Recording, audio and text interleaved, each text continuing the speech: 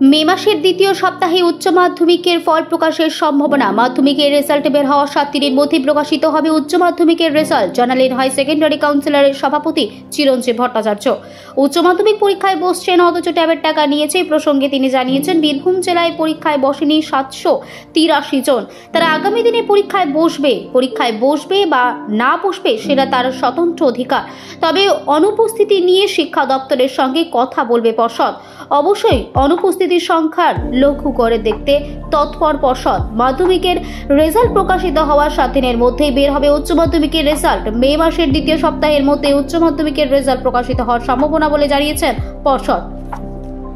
Mid May, second week of May এর মধ্যে দেবে মাধ্যমিকের রেজাল্ট বেরোনো আশা করছি আমরা 7 দিনের মধ্যে পাবো। গোটাটাই অনলাইন, আমাদের এখন গোটা প্রসেসিংটাই ফুল অনলাইন। মার্ক সাবমিশন প্রসেসও পুরোপুরি অনলাইন। কমপ্লিটলি আমরা কিন্তু এখন কমপ্লিটলি একদম ডিজিটাল সিস্টেম আমরা ইমপ্লিমেন্ট করেছি।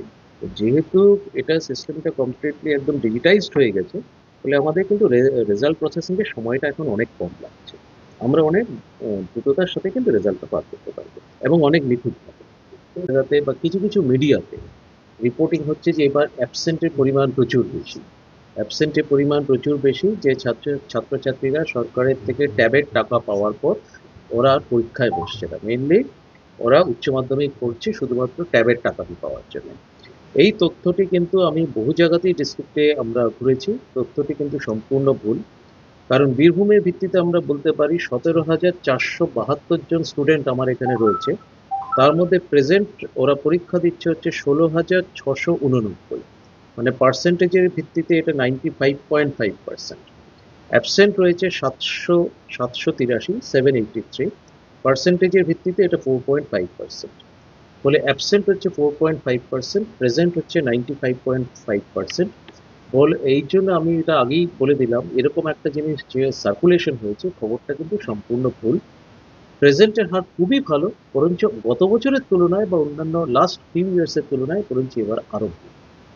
ফলে এটা একটা সম্পূর্ণ ভুল খবর ছিল। উদ্দেশ্য প্রণোদিতভাবে এই খবরটা অনেক জায়গায় কিন্তু ছড়ানো হয়েছে with malafide intention. This is not correct. এবার যারা অ্যাবসেন্ট হলো, তারা যে সবসময় অ্যাবসেন্ট থাকবে নট নেসেসারি। কারণ অনেকেই অ্যাবসেন্ট হয়, তারা হয়তো টেস্ট পরীক্ষায় কোয়ালিফাই কিন্তু করতে পারেনি, অথবা কোনো একটা শারীরিক কারণে বা অনেক কারণেই তারা অ্যাবসেন্ট হতে পারে। যারা অ্যাবসেন্ট এবার হয়েছে তারা অনেক সময় কিন্তু অ্যাজ এ কন্টিনিউইং ক্যান্ডিডেট হিসেবে সামনের বছর কিন্তু অ্যাপিয়ার করে। ফলে এবারে যে 783 আউট অফ 17,472, যেটা 4.5% যারা অ্যাবসেন্ট রয়েছে। ফলে এই ফিগারটা সবাই যে অ্যাবসেন্ট, এরা কোনোদিন যে এইচএস পরীক্ষা দেবে না, ইটস এ রং ইনফরমেশন।